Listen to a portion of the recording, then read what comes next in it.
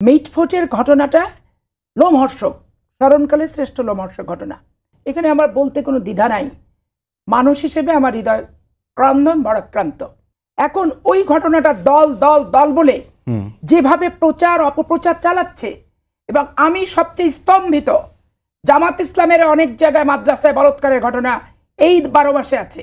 যে জামাত ইসলামের হুজুর বলৎকার করছে, মেয়েদেরকে রেপ করছে, সেরকম ঘটনা আছে, ছাত্রীদেরকে।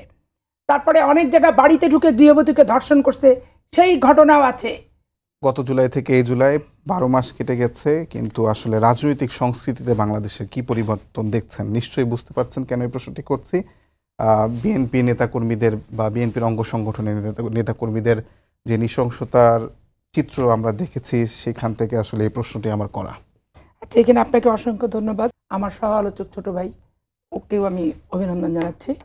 এখানে আপনি যথার্থ প্রশ্নটা করেছেন, কারণ যে 4টি পরপর লোমহর্ষক ঘটনা, মিটফোটের ঘটনা, খুলনার ঘটনা, তারপরে মাদানী হুজুরের লক্ষ্মীপুরের যে ঘটনা, তারপর নারায়ণগঞ্জের যে ঘটনা, নারায়ণগঞ্জটা এখন পর্যন্ত ওইভাবে আমলে আসে নাই, এটা আসা উচিত। যাই হোক, কোনো ঘটনাটাই জাতি হিসেবে, নাগরিক হিসেবে, ব্যক্তি হিসেবে, মানুষ হিসেবে, মানবিকতা, বিবেক দুটোর মানদণ্ডে যদি আমি বিচার করি, কোনোটাই কিন্তু সমর্থনযোগ্য নয়।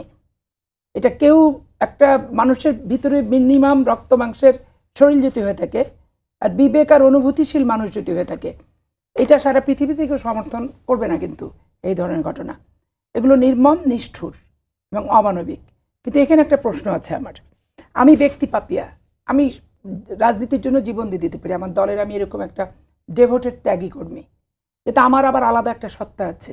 আমি একটা লয়ার, আমার একটা সত্তা আছে, আমি একজনের স্ত্রী, আমার আর একটা সত্তা আছে, আমি 3টা বাচ্চার মা, আমার আর একটা সামাজিক সম্পর্কেরও সত্তা আছে। আবার ধরেন যে কেউ ব্যবসা বাণিজ্য করে, তাদেরও একটা আলাদা সত্তা আছে।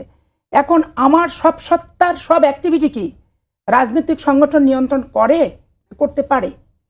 কখনোই কিন্তু আমার জীবনের সব সত্তা, রাজনীতিককে, আমার জীবনের বিবেককে বন্ধক দিইনি, আমি আমার রাজনৈতিক দলকে, আমি আমার সংসার জীবন বন্ধক দিয়ে দিইনি, আমার সন্তানদের ব্যাপারে কি করণীয় সেটা বন্ধক দিইনি, আমার শত্রুকে আমি কিভাবে মোকাবেলা করব, কি করব না করবো, সব কিন্তু বন্ধক দিইনি। তাহলে আমার আলাদা আলাদা সত্তা। এখন একটা জিনিস দেখেন, মিটফোটের ঘটনাটা লোমহর্ষক, স্মরণকালে শ্রেষ্ঠ লোমহর্ষক ঘটনা। এখানে আমার বলতে কোনো দ্বিধা নাই। মানুষ হিসেবে আমার হৃদয় ক্রন্দন বড়াক্রান্ত। এখন একটা 2জন ব্যবসায়িক পার্টনার, তারা একসাথেই ছিল, তারা অর্থনৈতিক কারণে আলাদা হলো, একজন আর একজনের বন্ধু থেকে, পার্টনার থেকে শত্রুতে রূপান্তরিত হলো, এবং আজরাইলের দায়িত্ব পালন করে ফেললো, জান কবজ করার মতো একটা ঘটনা ঘটায় ফেললো, এবং এই সভ্য জগতে একটা অসভ্য ঘটনা, বর্বরোচিত ঘটনা ঘটায় ফেললো। এখন ওই ঘটনাটা দল দল দল বলে যেভাবে প্রচার অপপ্রচার চালাচ্ছে, এবং আমি সবচেয়ে স্তম্ভিত, জামাত ইসলামের অনেক জায়গায় মাদ্রাসায় বলৎকারের ঘটনা এই 12 মাসে আছে। যে জামাত ইসলামের হুজুর বলৎকার করছে, মেয়েদেরকে রেপ করছে, সেরকম ঘটনা আছে, ছাত্রীদেরকে। তারপরে অনেক জায়গায় বাড়িতে ঢুকে গৃহবধূকে ধর্ষণ করছে, সেই ঘটনাও আছে। তো কোথাও কি গোলাম আজম আর জামাত ইসলামের আমিরের ছবিতে বিএনপি সমর্থক কোনো ব্যক্তি পা দিয়ে পদদলিত করেনি কিন্তু। কারণ জামাত ইসলামের একটা ব্যক্তি কোথায় কি ঘটনা ঘটালো, তার ব্যক্তিগত সভ্যতা, তার ব্যক্তিগত আচার আচরণ সবকিছু কিন্তু মনিটরিং দিয়ে, বিএনপিও যেমন তার কর্মীদের একবারে স্যাটেলাইট পদ্ধতির মাধ্যমে আচার আচরণ, নিত্যদিনের কর্মসূচি, এটা মনিটরিং করা পসিবল না, বাংলাদেশের কোনো সংগঠনেরই পসিবল না। তারা 2জন ব্যবসায়ী বন্ধুতে শত্রুতে হত্যাকারী হয়ে গেল। এই হত্যাকারী হয়ে গেল, আইন শৃঙ্খলা বাহিনী অবশ্যই তাকে, যাকে গ্রেপ্তার করেছে, আরো যদি থাকে গ্রেপ্তার করবে, দ্রুত বিচার আদালতে মামলা যাবে, পারলে 3 মাসে সে ফাঁসির কাস্টে ঝুলবে।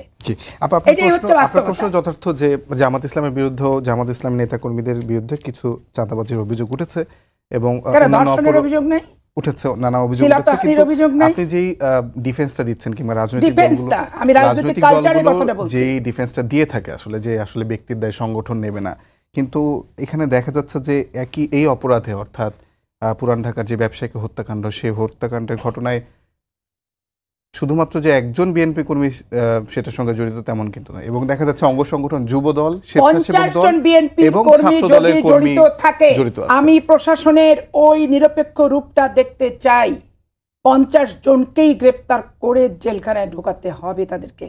আমি প্রশাসনের এই নিরপেক্ষ রূপটা আমার দলের নামে অভিযোগ নিয়ে এসে যারা যদি আমার দলের জড়িত থাকে, দল তাদেরকে এগুলো কর্মকাণ্ড করার লাইসেন্স দেয়নি, পারমিট দেয়নি, অনুমোদন দেয়নি, তাদের ব্যক্তি স্বার্থে এগুলো করবে আর দলকে তার দায় বহন করে বেড়াতে হবে, এটা আমি লজ্জা পাই। এটা আমার বিবেক বোধ আমাকে মানে প্রচন্ড কষ্ট দেয় যে আমিও তো দল করে আসছি, আমিও তো এখনো দল করি, ছাত্র দল করেছি, মহিলা দল করেছি, বিএনপির সাথে জড়িত।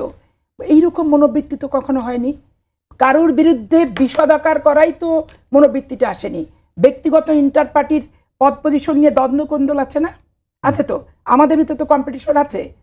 তো কোনোদিন আমি কারোর সম্পর্কে অশোভন কোনো মন্তব্য করার মধ্যে আমার নাই।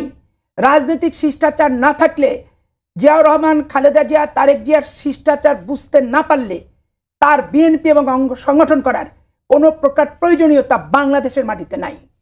কারণ এই যে জিয়া রহমানের ছবিটাকে যেভাবে পা দিয়ে লাথালো, এতে আমি আর প্রচন্ড ভরাক্রান্ত। দেখেন, জিয়াউর রহমান শুধু বাংলাদেশের সেক্টর কমান্ডার না, জিয়াউর রহমান শুধু বাংলাদেশের একজন মুক্তিযোদ্ধা না, জিয়াউর রহমান শুধু বাংলাদেশের স্বাধীনতার ঘোষক না, জিয়াউর রহমান একজন ইসলামিক চেতনায় উদ্দীপ্ত মানুষ। আমি ক্লাস 7-এ পড়ি, উনি আমার স্কুলে North Bengal sugar mill high স্কুলে গেছিল এবং সেখানে যে প্রথমে মঞ্চে ওঠার আগে নামাজের ওয়াক্ত হয়ে গেছে, আগে সে নামাজটা পড়েছে এবং সে ছোট্ট পুস্তিকা কোরআন শরীফ, ছোট্ট পকেট কোরআন শরীফ সে নিয়ে আসছে। আমার বাবা ওই সুগার মিলের, নর্থ বেঙ্গল সুগার মিলের একজন ঊর্ধ্বতন কর্মকর্তা ছিলেন। সার্বিক খাবার দাবার দায়িত্ব মনিটরিং করা আমার বাবার উপরে ছিল। তা আমার বাবা বললেন যে 29 পদের খাবার করছি, কিন্তু পকেট থেকে বাইর করছে একটা সবজি আর 2টা লালাটা রুটি, এবং ওটাই সে খাইছে। এবং কেন এই আয়োজন করছে? এই কারণে বকা দিছে। তো যে লোকটা কোরআন শরীফ 5 ওয়াক্ত নামাজ পড়তো, আজকে রাজনৈতিক স্বার্থ চরিতার্থ করার জন্য, বিএনপির ঘাড়ে দোষ চাপানোর জন্য কবরে যাওয়া মানুষটার ছবির উপর পা দিতে পারে? পা দেয়া কি সমীচীন? যে অপরাধ করছে তার বিচার আমরাও চাই। তারেক রহমান সাহেব বিবৃতি দিয়ে বলে ফেলেছে, অবিলম্বে তাকে ধরা হোক, তাকে শাস্তি দেওয়া হোক। আর দল কখনো এগুলো অপরাধ অপকর্মকে সমর্থন দেয় না, করার ক্ষেত্রে ইন্ধনও যোগায় না। মানুষের মনোবৃত্তি যদি এগুলো করতে বাধ্য করে, এখানে টোটাল দায় দায়িত্ব আপনি দলের ঘাড়ে চাপাই দিবেন, কি দলের ঘাড়ে একবারে মিডিয়া থেকে শুরু করে ভিন্ন দলগুলা চাপাই দিবে, এটাও কিন্তু অশোভন। এটাও অশোভন। আমার খুলনার ছেলেটার হাত পা কেটে দিল, তাকে গুলি করলো, আমরা তো কাউকে আমরা জানি, তারপরে তো আমরা তাদের নেতার ছবি পা দিয়ে মারাইনি। সেটি হলো যে আপনারাও আসলে দল থেকে 4 জনকে বহিষ্কার করেছেন এবং আজীবনের জন্য বহিষ্কার করেছেন, যাদের মধ্যে যুবদল, স্বেচ্ছাসেবক এবং ছাত্রদল, 3টি বিএনপির অঙ্গ সংগঠন, তাদের নেতা কর্মীরা আছেন। এজন্যই আসলে এই প্রশ্নটা বিএনপির দিকে ইঙ্গিত যাচ্ছে। আমি আবার আপনার কাছে আসবো, রাশেদ খান।